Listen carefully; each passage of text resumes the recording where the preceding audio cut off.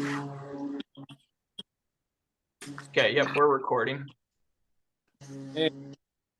So this is the meeting of Board of Trustees for Fast Forward Charter High School, December 1st, 2022. It's 4:05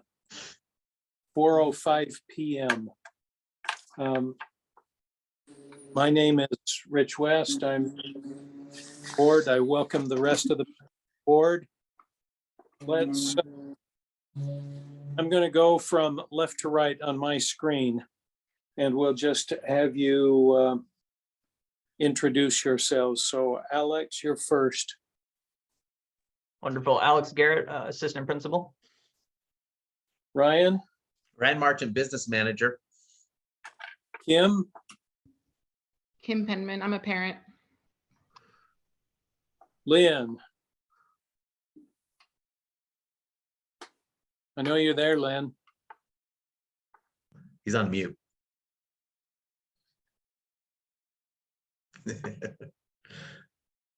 I can't see your lips moving because your camera isn't on, but Okay, there. I'm here, Lynn Hobbs. Wonderful. Okay, and I'll try to announce other people as they arrive.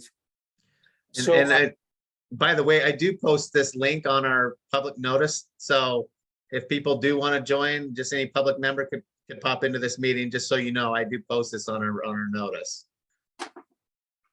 Great. So this could be broadcast pretty much anywhere. We could. We could have people who are attending World Cup games in Qatar, and they get bored and they sign in and participate in our board meeting. I wish that, but moving on. The first item on our agenda is to review and approve the minutes of our meeting on October 6th. Actually, that requires a vote, doesn't it? So. Yeah, we'll have to wait on that. So No, Kim's here. We got Oh, yeah, enough? Kim's here. Okay, I'll make a motion that we accept the minutes for October 6th. okay, Lynn, and do we have a second? This is Kim, I will second it. Wonderful. Okay, so we have a motion to approve the minutes. Any question, any discussion of that motion? I'm going to call for a vote then. Those in favor say aye. Aye. Aye. Opposed? None. Motion passes. I do have one question. It isn't a question about the minutes. It's a question about action that was supposed to take place. In fact, I'm the one who is supposed to do it. That's why I'm concerned about it. And it had to do with the audit committee. I think the minutes indicated that the audit committee would meet before the next meeting, which would be this one. Yeah. Did it happen? Alex, well, we tried. I think we tried, we sent it out. We were in there, but we didn't, maybe, I don't think we communicated as well. Maybe, I don't know, but Lynn, maybe, did you get the link for the audit committee meeting today? Maybe you missed that one. I didn't see that.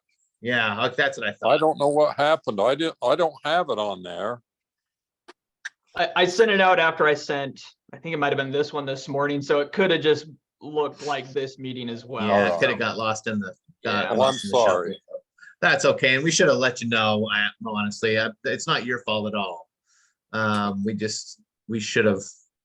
But to your point, yeah, we tried to, but we'll do a better.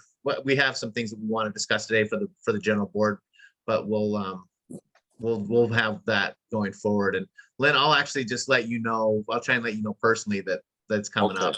All right, thank you. I We appreciate probably got to that. find one more member for that, so we have 2 members. But Well, that was actually the question I was going to raise. the minutes say I'm going to reach out to other members to see who will fill the seat of the committee. And I can tell you that I didn't reach out to anybody. Okay. So I'm going to hold my hand up so it can be slapped.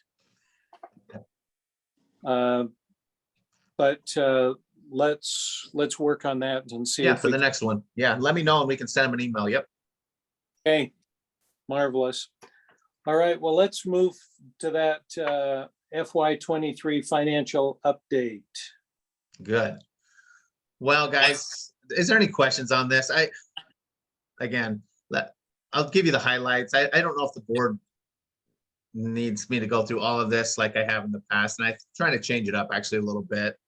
But through October, we've had a very solid financial year. In fact, we're going to talk about something in a minute where we actually need to start. We have more cash than I ever thought the school would have. And so we actually need to start investing some of these funds and get them out of a bank account, because there's no point in having, well, about $1.8 million sitting in your bank account not working for you. So we need to get that out. I would suggest, and again, this will be another item that we'll talk about in a minute, but it kind of leads into the general overall discussion about, we're doing well financially, and we're spending the money in the areas that needs to be done, and we're offering a lot of services. We're picking up a lot of equipment. I don't feel like we're being, as kind of the narrative has been, I think we've been more than generous on the equipment side, and we're replacing our roof and we're replacing our HVAC stuff, and we're looking to maybe do some expansion. So having said all of that, I think that we do, we're still with that much excess funds. We need to carve out, my recommendation would be about $1 million and put it into the state treasurer's fund, because it's according to the Utah Money Management Council, it's paying about 3% right now. So to put that in perspective, the note that we have with the bank on our facility is only 4%. So, I mean, we could almost, they call it arbitrage, but we could almost make as much interest on our money at the state treasurer as what we're paying on our mortgage. So, but those are some different options. We could potentially pay down some of our mortgage and then get a 4%. That would be certainly conservative. We're tied into that 4% for 30 years. So it's not like we're protected there. So Yeah. anyway, kind of just the general idea here is that, Alex, you just want to scroll down to our cash position just real quick. Well, actually go up a little bit. Right here, you can see our net income right now is about $323,000 versus a budget of $234,000. So we have about $88,000 there that's above our budget. And most of our other expenses are in line with what we have. If you want to go down to the cash position now, go down one more slide to the, there you go. So you can kind of see our cash, when I told you we have 1.8, we do, because that just hit our account at the end of this month.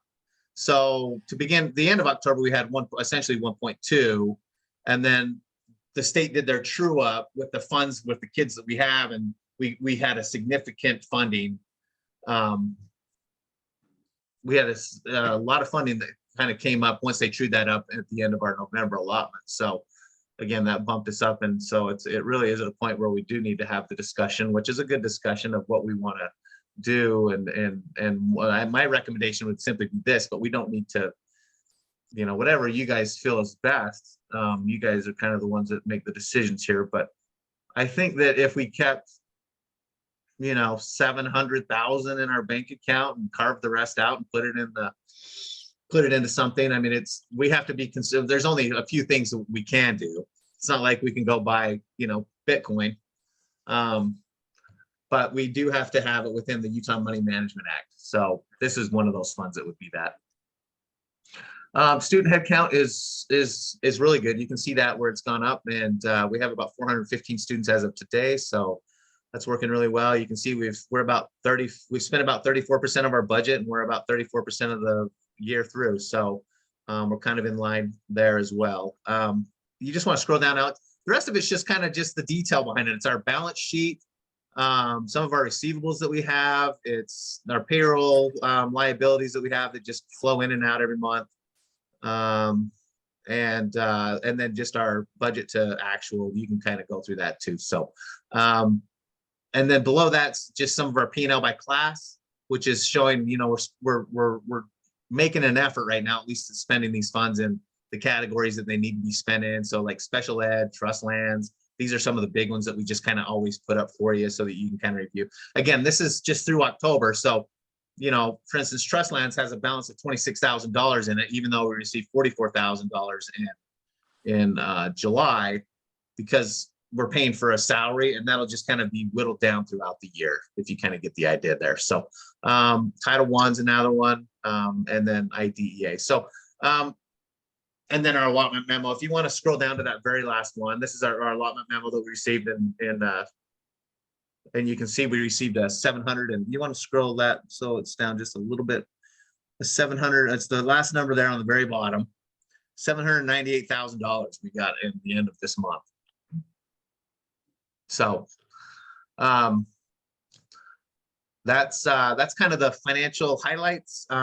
Again, I'm open for any questions that you want. Again, you guys have seen this report a lot, and I'm willing to answer any questions that you have. I think that the school on a financial, and this has kind of been my story for a while, it's doing very, very well. So it's just making sure the funds are spent in the right spot, and, you know, staying on top of it and cleaning some things up. And we'll get into my audit here. And, you know, my audit, there was one finding where it was for procurement. So, you know, we have the procurement policy on here that we kind of we can fix up. And so it's just these things that, you know, that come up that I think just come up in the normal course of running a school and running a business that we just need to get clean up. And there'll always be those things, but it's just kind of staying on top of those things. So any questions? Ryan, I appreciate your discussion of our cash position and what we might do. So we're sending money out at 4%, but we can recoup 3% on other money. That's, I mean, I'd look at it as that's kind of a wash, but the nice thing about that 4% is that it's, as you say, we're guaranteed that for 30 years, and interest rates have gone up considerably beyond that. So it seems like it would be a good idea for us to keep that mortgage and not pay it off. Yeah. Especially where we can earn money that is going to be close to what we are paying in interest anyway. Yeah. It would definitely help offset some of that. You know, our balance is about 1.9 on the mortgage.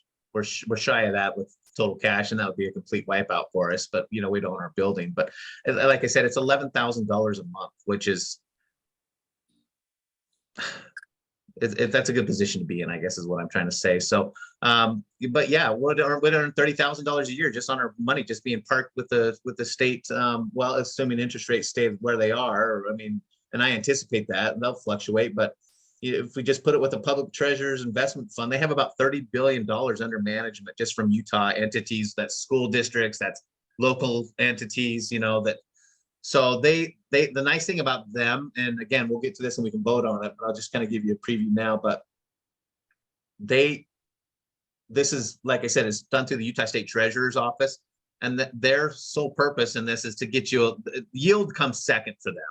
The biggest thing for them is making sure that you're putting money that's in compliance with the Utah Money Management Act, which is the big benefit for us, because then we can get a yield and we don't have to worry about all of the details of the Utah Money Management Act, because they're going to handle that for us. So the way that it would kind of work would be 3 people would have access to it. So it'd be me and 2 other members. Some members would have higher access to actually move the money. It just takes a couple days notice.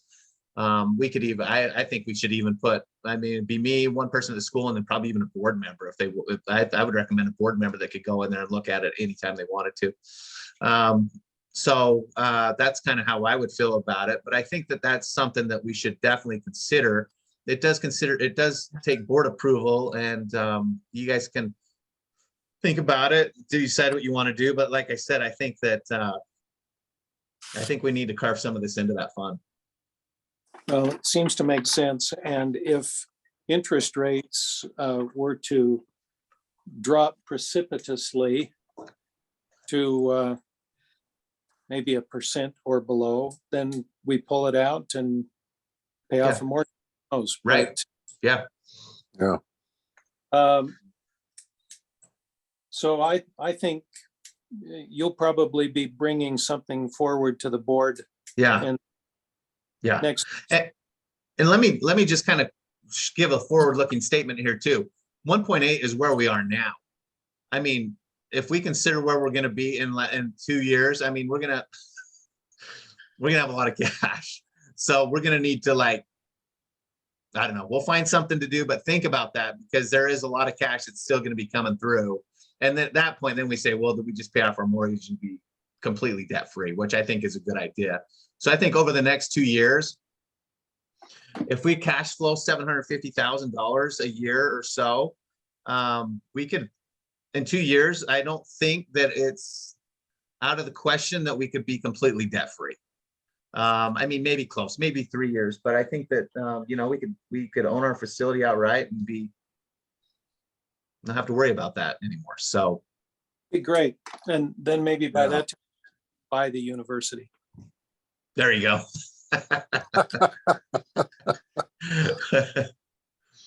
Okay. Any other questions for Ryan? No, All right.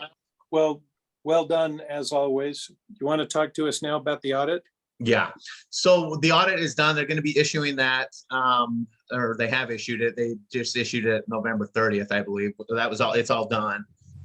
It looked good, it'll reflect a good financial position that we have. They go through in the audit everything here that we just spoke about, at least for the prior year. The financials you're looking at here are unaudited, but you get the idea.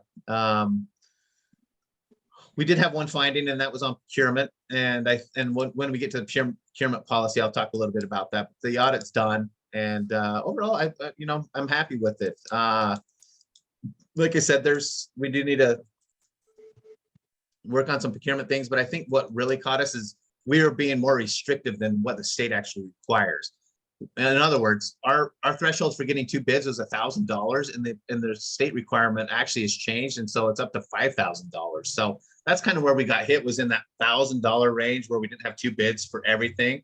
But I think going up to $5,000 is going to clear a lot of that up, because it's very rare that we make a purchase over $5,000, but it's getting more common to where we make a purchase over $1,000. So every time you do that, you got to go out and get 2 bids. But like I said, that was more restrictive than what the state actually requires right now. So we can bump that up to 5,000 and not have to actually worry about that. And that would be my recommendation, is to kind of bump that number to 5. And I think that would help clear out some of these issues that we had. So that's the audit update. Any questions for Ryan on the audit? And we'll talk about that I guess we're going to meet in January. We'll actually look at the audit in January. So that's, like I said, it's been issued, and I'll send it out to you and you can look at it, and the audit committee will review it before a January board meeting, and then we'll bring it to the board for an acceptance. Well, it's comforting to know that the audit exception of primary concern is where we were more restrictive than the guidelines. Yeah. Yeah. I hate to be out of compliance, but if you're going to be out of compliance, it's the right Yeah. direction. Yeah, right. yeah, that's nothing severe. Great. Teresa, welcome. Do you want to introduce yourself for the permanent record, the recording? Yes, I am Teresa Olson, board member. Sorry I'm late. And I can't get my camera to turn around, so that's why it's turned off. Anyway, you don't need to see the road while I'm driving. Well, I was thinking it'd be kind of fun. We'd have a additional entertainment. If you driving any place fun, Oh, there's snow on the road. Oh, there you go. Look at that. Okay, well, be careful, Teresa. I I know. am. These meetings are so thrilling. To have you be the least bit distracted, I would hate to have anything happen. Okay, thank you. All right, let's move to the mid-year budget. Okay. Mid-year budget. Let's talk about this for a little bit. So,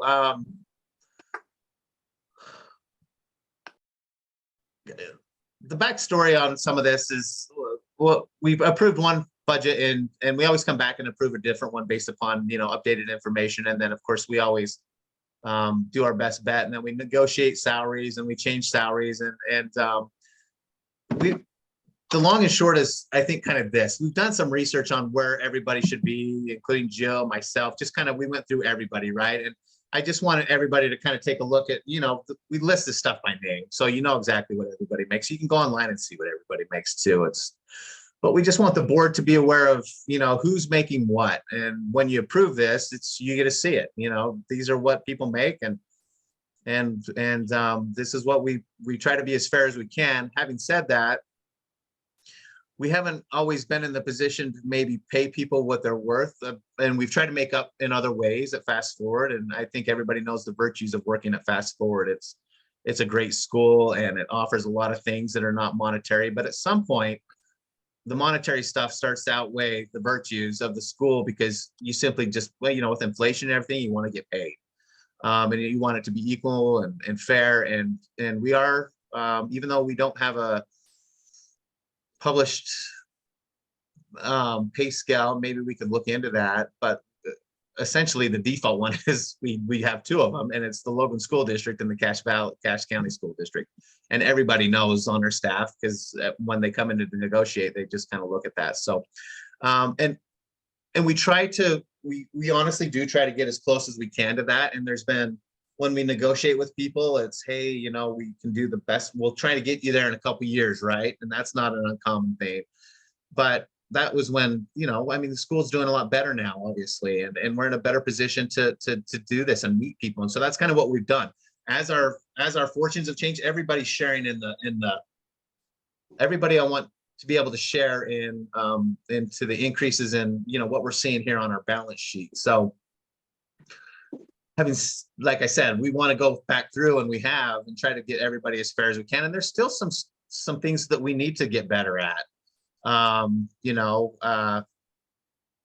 As far as bringing people up to where they are. So, we give out a nice Christmas bonus every year, and we just did that, and I think that's generous, and our staff appreciates that. I know not all charter schools do that.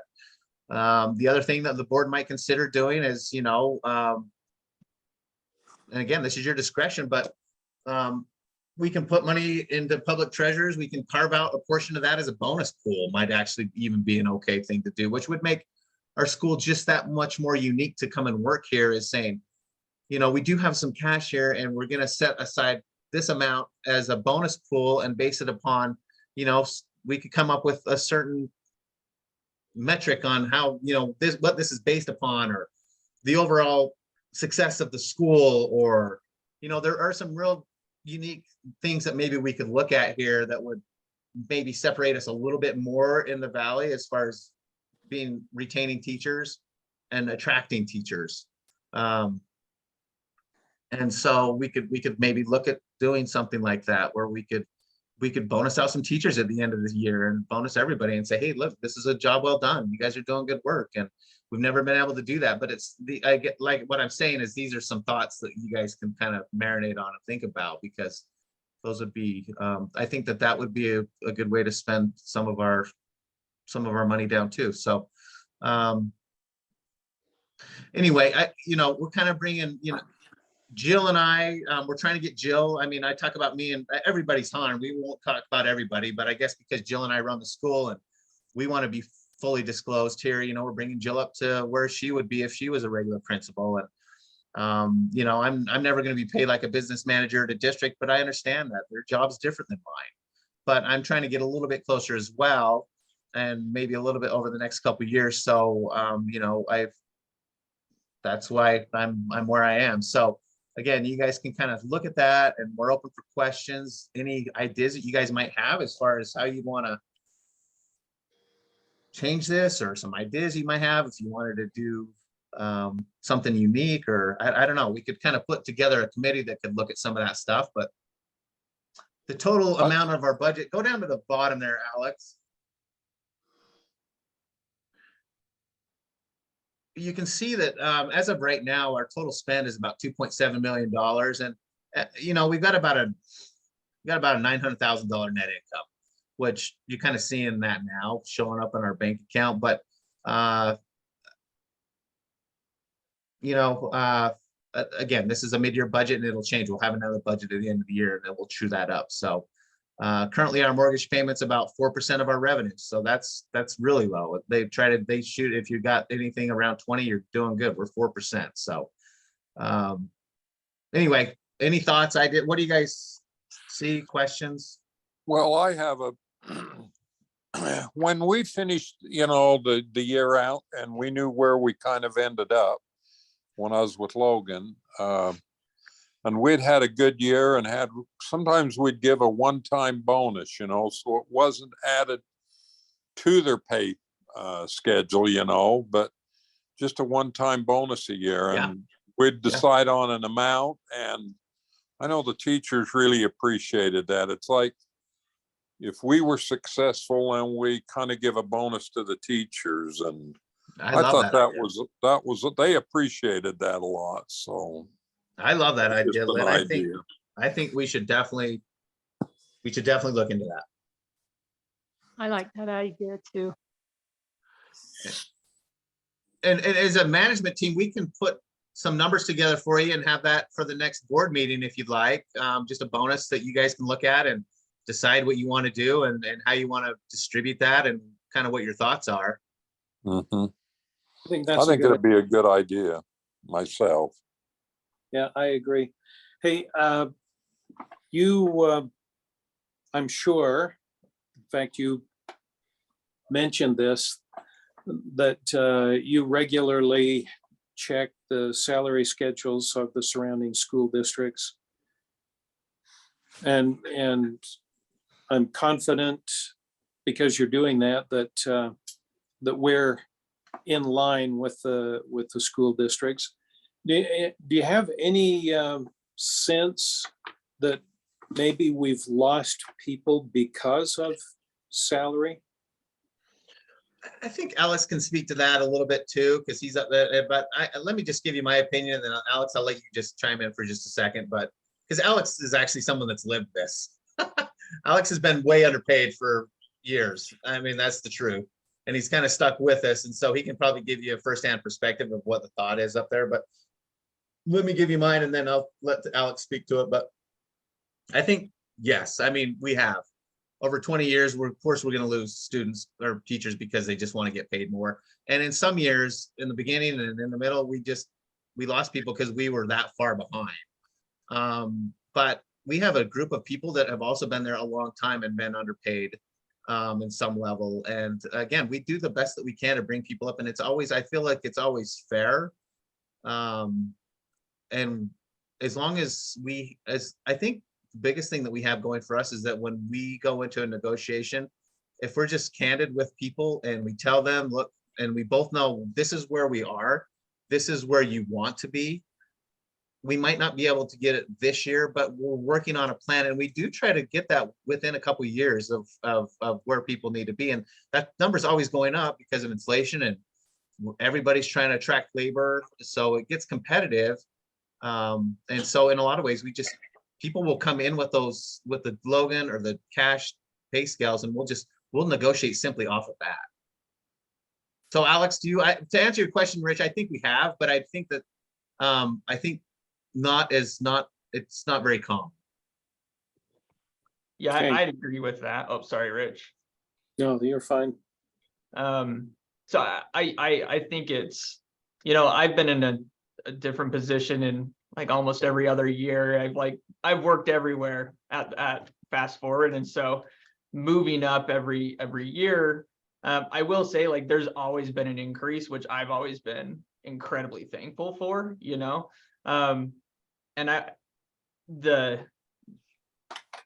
for us to stay competitive with, you know, Cash and especially with Logan, it's pretty significant where their first year teachers are starting out in both districts. But like Ryan said, there are things that we have going for us, like our extracurriculars.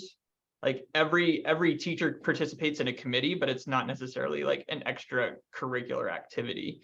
And the I don't want to say like the time teachers have to commit to spend is less, because every teacher, you know, spends countless hours outside of their contract hours in you know, prepping for the next day, grading, all of those things. But I think the biggest thing with Fast Forward is just the flexibility that like a teacher has, any staff member has, that if they need something, like they can always come talk to Jill, talk to Ryan, and it will get taken care of.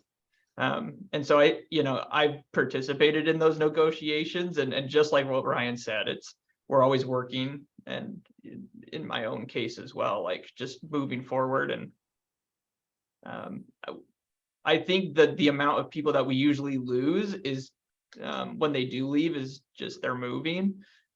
We have had several teachers that now teach either at Logan, actually all the schools. We have some at Logan City, a couple in Cache County, and then a couple at, well, I was going to say, there's only other one charter high school. So in Tech, we have a couple of teachers that moved from here to in Tech. And I don't know if it was necessarily pay, other than they were, you know, some of the ones that went to the districts, I think we're just looking for maybe a more traditional role as a teacher, and maybe they wanted that extracurricular. And so I assume that pay probably did at some point, but it's never really a reason that's given as to why they are leaving. Every staff member that leaves the school has to take an exit survey. It's required by state code. And so we have the results of that I could get, and we could look at and kind of see what the reasons are. But a lot of the times it's either a spouse has graduated and they're leaving, or they're exiting the teaching profession, which is sometimes the case too. So I don't know if that really answered any of that. Sorry. That's fine. I think it's important for us to treat our people with respect and treat them fairly, and even reward excellence. I think that's an important thing for us to keep in mind. That ought to be something that we're all concerned about. And as we gather evidences of excellence, then we ought to be willing to share the spoils, so to speak, with those who are in that position. Yeah. And as long as we can afford it, I think that's great. Teacher pay is a funny thing in a way, because when you're sitting on a pile of cash, you want to turn it out and you want to give it to people because they've made it possible. But in education, it then becomes an expectation. And so when things turn down and you can't afford it, but you still have to. So you have to create a way of creating rewards that doesn't mortgage the future beyond what is reasonable. Yeah. But I really think that the excellent performance, when we see evidences of excellence in the school, and when we find measures of excellence, then we need to turn around and reward collectively the faculty for putting us in that position. I think that's a wonderful thing to do. So Yeah. I think it's important for us to maybe have some committee work or discussion on how that, on finding a creative mechanism to do that. Yeah, that's well said, and I agree with that, and Yeah. we will find a way to do that. And again, to your point, we'll make sure people understand this is a, you know, when we're doing well, we're gonna try and be fair to everybody and pass it out. Things change, but as of right now, things are where they are, and so, you know, this is what we're doing. And we'd love to bring something to the board and have them make that decision on how they want to handle that. So we'll plan on that in January. Okay. Wonderful. Sounds good. So we need, This needs to be approved, yeah. this budget needs to be approved. Well, doesn't need to be approved, I guess. It needs to be voted on. Yeah. I don't, That's a good distinction. I don't want to tell people what they have to do. But if there is a motion, I'll to- make a motion to accept the budget that has been outlined for 20, is this 22, 23? 23, yeah, 22, 23, yep. wonderful. Second, I'll second it. thank you, Lynn. So that's Teresa and Lynn. Any further discussion on this budget? Those in favor of the motion, say aye. Aye. Any opposed? I hear none. So that passes unanimously. Thank you very much. Thank you, Ryan. But you're not off the hook because you're on the next item too. Yeah, yep. Updated procurement policy. Yeah, so we did do this update, according to what I think it's R277 dash something is the kind of the procurement law around education. So the biggest thing that we did, and you can look through this is study, it's just the same one that we've always had, but the numbers have changed on it. So right there under step 1, subsection number 1, where it says more than $5,000 up to $50,000. Yeah. You can see that's one of the improvement. That's one of the changes there. Over $50,000, it's still the same. So really the only thing that's changed on our procurement policy is that $1, the legal requirements are up to from $1 to $499. They're $5,000 essentially. There's no legal requirements. We don't have to go out and get 2 bids for that anymore, which is really nice. Because that's kind of what we were doing. And we, you know, actually they're really fast forward it. When I say there were some findings with procurement, it was very minimal. Fast forward's actually really good at getting bids for everything. So they do a good job there, but this will make it that much easier. So anything from 5,000 up to 50,000, we have to get 2 quotes. So that's gonna, between the 1 and 50,000, that's gonna cover 99.8% of our purchases, or 95% anyway.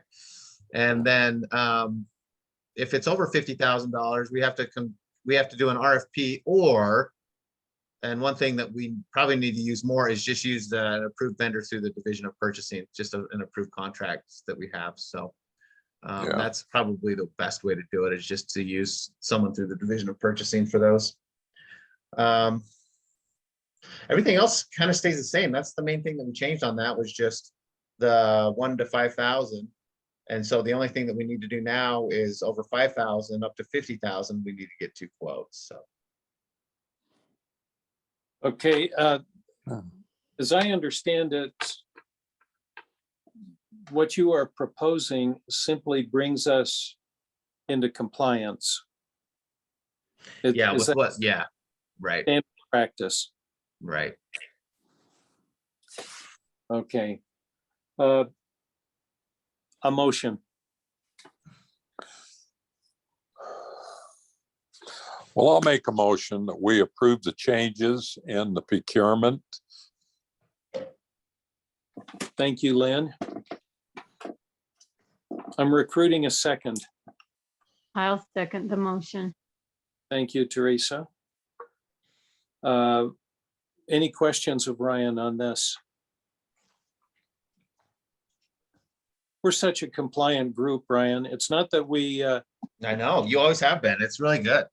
well, We need to bonus you guys. point is, if you don't bring forward issues that are put us at risk, Controversial, maybe we'll change that one of these days. you can, but Hopefully not. it's not necessary. Any questions of Ryan on this one? Okay, those in favor of the motion say aye. I- Opposed? I hear none.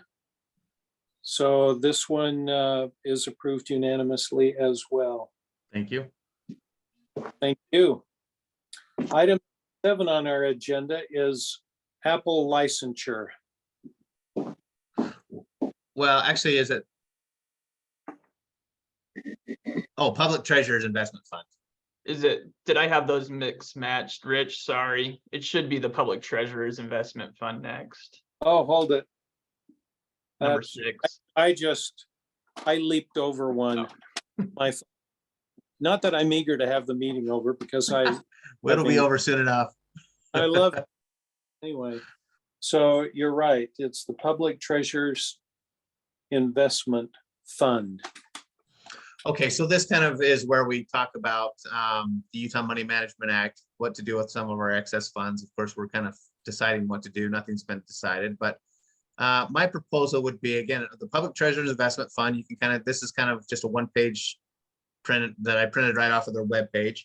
That manages about $30 billion in assets. All that's from the state of Utah. And it's done through the Office of the State Treasurer. So it's these are the goals of it, you know. It's liquid, obviously. It's like a bank account. It's diverse. It's got competitive rates. Like I said, it's creeping up to 3%. No minimum balance. So who can invest? You can see we would definitely include that. We would definitely be included in there as a charter school. And then those are the supports. So I reached out to them and they sent me over the information and told me kind of what we needed to do. We need to get the board approved. I'd feel comfortable if the board approved up to a certain amount that we could potentially move. And I don't know, you know, I kind of thought maybe $1 million, but just as we kind of grow our bank account over the next couple of months, maybe if we could get like a, you know, I think if we keep north of 400 or 5, you know, in our account, and then just carve everything else out and move it in here, we can move it from this PTIF into our bank account within a 2-day notice. So it's pretty quick to move it in between. And we can do that fairly quickly. And like I said, they would require 3 people to have access to it. Not all of them would be able to transfer funds, but they could review all of the transactions that were in there. So I would be like, for instance, if I move the funds and I was the one that is in charge of that, then we could have Jill or Alex or Kiss do it. And then I would, you know, one board member. I think it'd be good to have one board member that would have access to it, that could log on to it at any time too. So you can kind of see what's going on there. But it does require board approval. And really, we don't even need to approve an amount. We can just kind of just say we approve that we participate in the Public Treasurer's Investment Fund, and then we can just start, you know, with the paperwork. I will need to have Rich will need to sign it as our board president. But this is kind of the first approval that we need to do. Well, so you're suggesting the proposal then is to approve this in concept. We're not approving a transfer of funds at this point. Is No, right. This is just approving the concept and then just approving the ability to be able to move funds into the PTIF. that- So okay. we're not transferring funds now. We're just basically getting it. The board is aware that we're doing this. Funds will be moved into so we'll only have funds in 2 areas.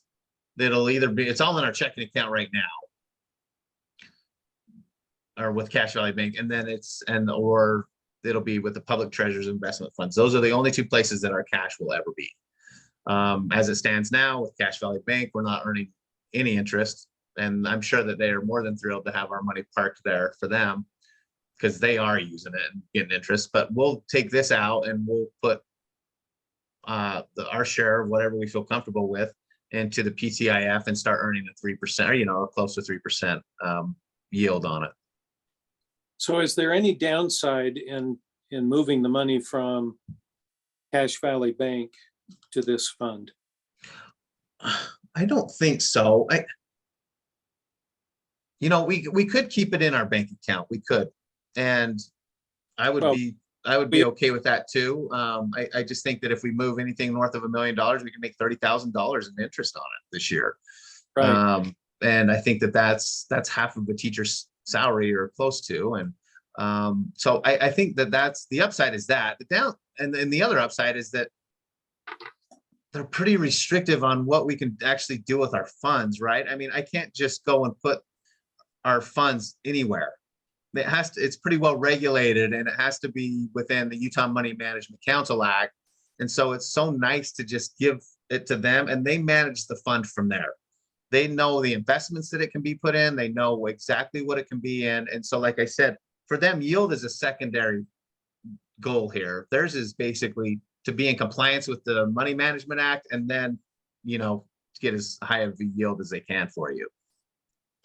So I don't really see any downside other than it's just what do you want to do? Do we want to keep our money in our bank account or do we want to earn some money and get some yield on it through the PTIF? And well, listening to you, I can't see a downside other than maybe it takes us 2 or 3 days to get the money. Yeah, I guess, and I might be a little naive here too, but there's maybe some blind spots that I have here, Rich, that I'm just not seeing because I just have never been down. Like, for instance, a good question might be, what happens if the market in the world goes completely nuts and we're exposed to $1 million in the PTIF and things just go bonker and haywire? I mean, and they're doing the best they can to put these in safe, secure investments and assets that earn a pretty decent yield, but are basically as close to cash as you can get. But we are putting ourselves, anytime you're earning any kind of a yield, whether it's 1% or 3%, unless it's in your bank, even if it's, I don't even know if FDIC completely, I don't bank, we have so much money in the bank right now, we might not even be completely covered by FDIC. Well, I don't think they insure all the way up to the amounts we're talking about. Right. And so that's what I mean is like, anytime we're moving money or putting it into anything, there's a risk. Yeah.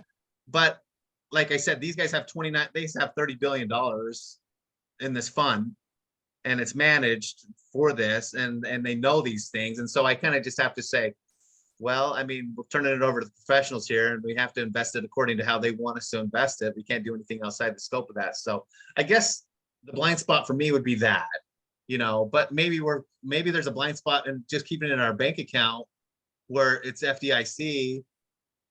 And I think we're over the FDIC. I'd have to actually reach out to Cache Valley Bank and find out, if you guys went under, what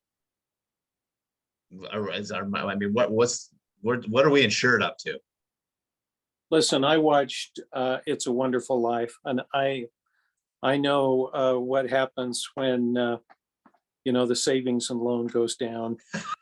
So, and we're in that's not pretty. we're in that season. So I'm not smart enough to see a downside in this. The only thing I can see is a few more days to get to the money. But if I don't see that being a problem, is there? I can't think of anything where we've been under the gun to spend $1 million in 24 hours. And I hope that is never the case. Right. Well, anybody else have any questions? No, I think you've covered them.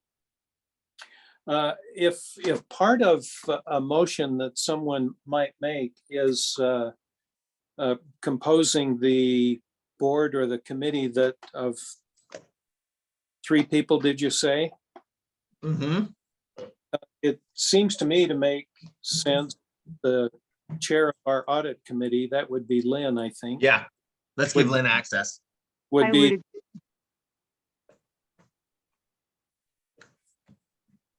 would, so if someone wants to make a motion to that effect, that we approve this procedure, I guess, is that what you call it? I Of, guess it is, or just to participate in the public treasurer's management money investment fund. yeah, and if part of that motion is to stipulate the people who are going to have access to those records, that would be you, Ryan, Yeah, and Lynn, and we have Jill as the other person. yeah.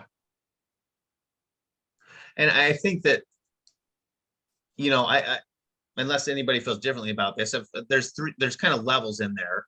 So I would have, for instance, the level to move money in and out, but Jill and Lynn would not necessarily, but they have the ability to go in and view every transaction. Right, and they can review anything that I've done. And I would call them and I would say, look, I'm moving money in or I'm moving money out. I would send them an email or let them know what we were doing here. And then they could go in and verify. And I wonder even if, as we get into this, as I'm thinking about it, I'm wondering if they even have a secondary approval. I'll bet they do. So I'll bet I can do something, but I probably fully cannot execute money being sent without a secondary approval. I'll bet that's the reason we have to have 3 people, but I'll know more once I get into it. But for instance, I don't think I'll be able to move money in and out without Lynn, or at least out without Lynn or Jill signing off on that. Are we exposing any of the 3 of you to unusual liability? I don't think so. I mean, unless, you know, Jill, Lynn, and I decide we want to move the money into our account and move it to Bahamas. But I mean, let's say you moved a bunch of money and the market did go nuts. Right. Uh, Well, I don't think that, is there any exposure to us personally, I don't think.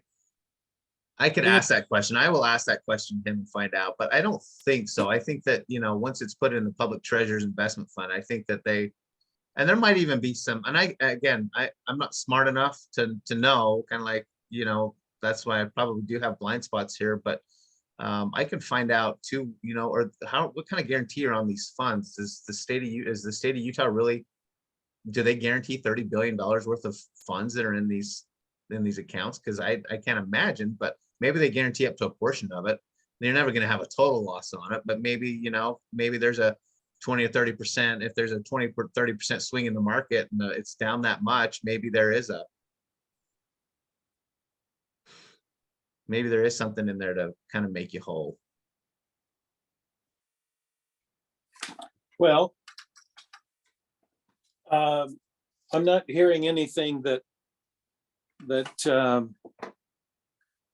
would suggest that we shouldn't do this because we're going to be reviewing this periodically anyway. Yeah, and I can put statements in fact, that'll be part of our overall, it'll take me I'm thinking January 1 or so, we'll move some funds into there. And then at that point we'll have statements, and not only can Lynn look at them, but I can actually bring a statement, and I'll keep you updated as to where we are. And we could actually put a statement probably in our financial, although I'm nervous to put that on the board. We don't have to put that on the website, but No. we could bring it to the board, and we could just keep them without disclosing too much information in there, because it is a public meeting, but we could certainly bring balances to the board. Lynn, are you comfortable with your role in this? You bet. That'll be fine. Lynn, has Logan ever participated in this fund that you're aware of? I've been trying to remember it, but I know we put some money in, and I'm positive this is what it was in. I'm just sure of it, so. Yeah, But yeah, it's I- very, this is where most public entities do, I think, park their money. Well, it would make sense, it seems to me. Yeah. Well, we need to take some action to permit us to do this. If there is someone, I think we have, Alex has done a nice job of giving us a little bit of wording on what the motion is. We just have a person who's actually introduced that motion yet. And I am willing to make a motion to approve the ability to participate in the Public Treasurer's Investment Fund, initiate the paperwork process, and assign Ryan Marchant, Lynn Hobbs, and Jill Lowe as account managers. Thank you, Teresa. A second? This is Kim. I'll second that. Thank you, Kim. Any further questions? Well, then I will call for the vote. Those in favor of the motion say aye. I, Any opposed? I think I heard all of the ayes anyway, so we have approved this one unanimously as well. And I noticed that item number 7 on the agenda has been moved to February. Mhm. That was a little presumptive of me, but we would ask that the apple gets moved to the February board meeting. We're still waiting for answers from the state with regards to how it will look at fast forward, so. Okay. Well, I don't think there's any reason to discuss something that is not discussable. I agree. Okay. So what do we do about a principal's report? Alex, Yeah, I You can ready? give you guys kind of an update, yeah, of course, if that's where we're at. Good. Perfect. One real quick thing. I was looking at our calendar for the board meetings.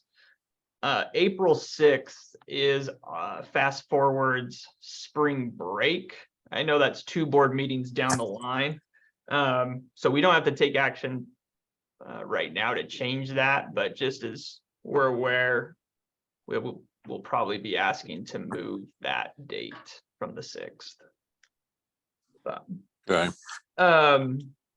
Hey, Yeah. maybe while we're on those items, do you want to run down for us Sure. the dates of the next board meetings, and we'll just make Yeah. sure. So right now we have it scheduled as February 2nd for the next one.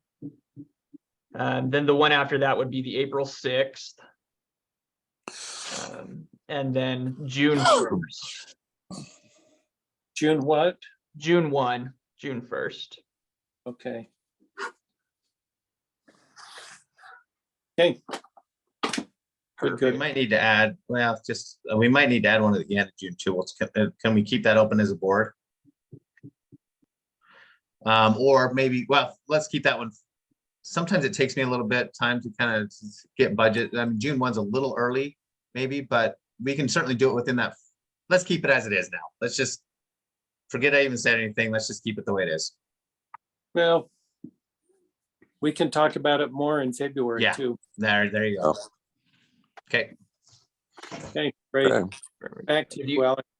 If you hear pounding, it's because they have started on our roof repair, which is awesome. They're up there working right now.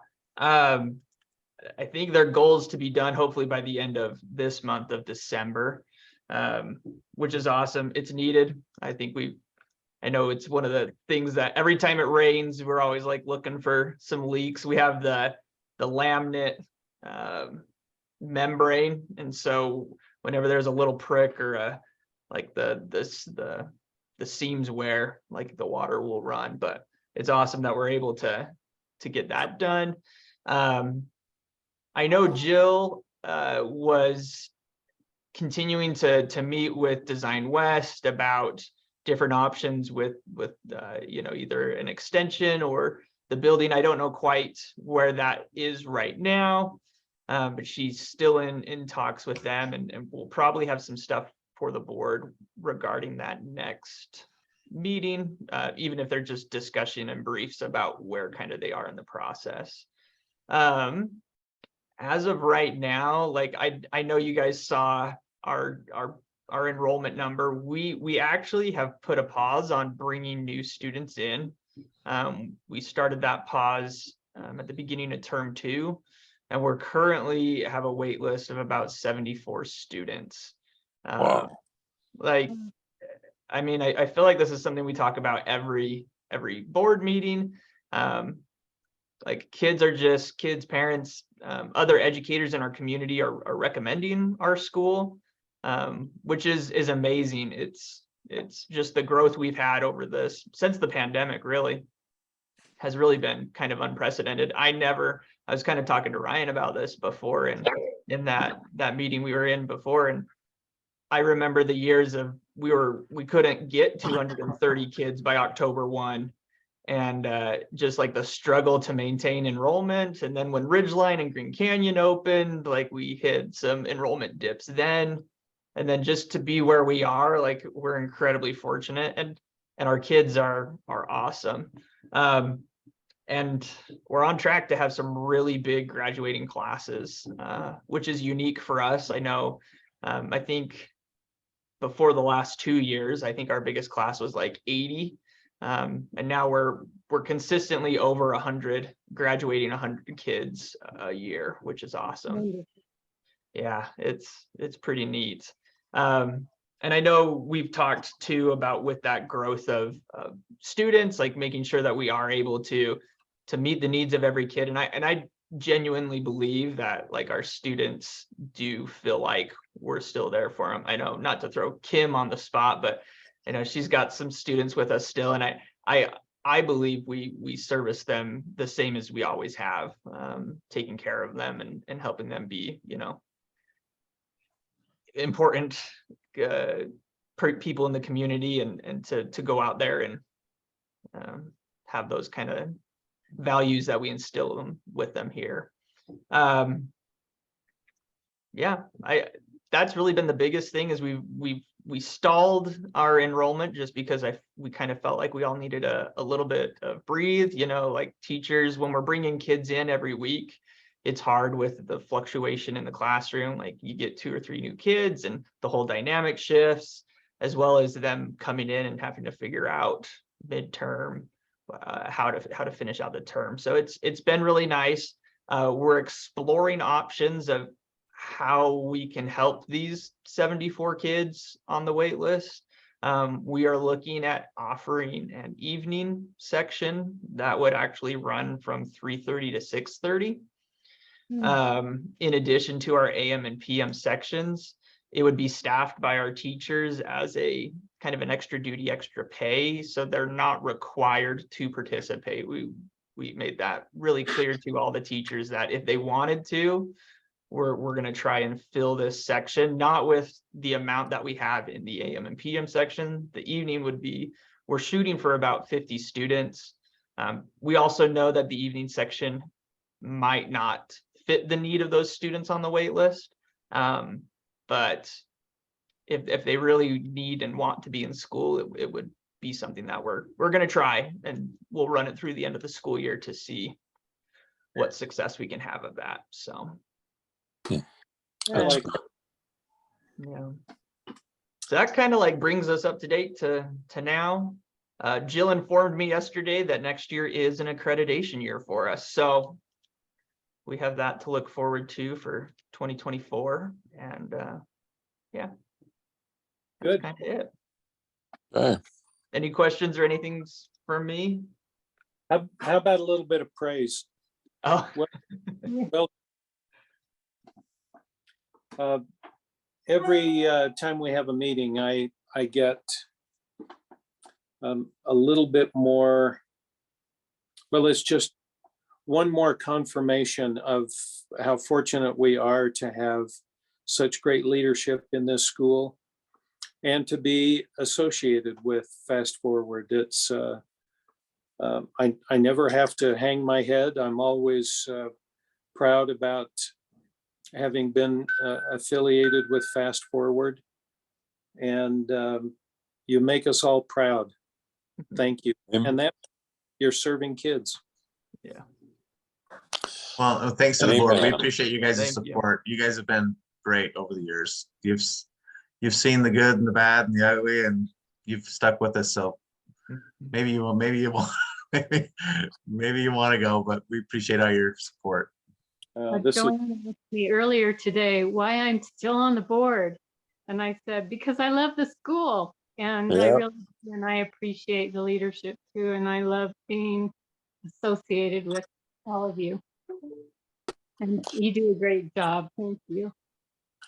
Thanks. I'm just grateful for the Thank you. opportunity to serve too. It's absolutely, I don't know, it just thrills me every time I think of being down in the basement of the that little class and to see what it is now. The vision has been fulfilled and just moving forward. And I just think of all the kids that have been blessed because of this school. Very That's true. the thing that's just amazing. That's so true. Yeah. Yeah, it'd be fun to kind of go through and see the alumni. That would be so fun to see if we could just, we ought to just go through roles and graduating class lists and just, A class reunion. yeah. Yeah. winners we have. That, listen, Lynn, your comment about being in the basement. Of course, you can't even go back there now. It's Go. Buried. it's all gone. Yep. Well, thank you all.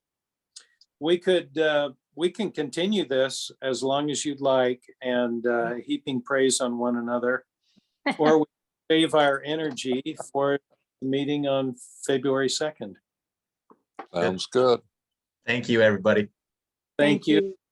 It's appropriate for us to say meeting adjourned, huh? Yep.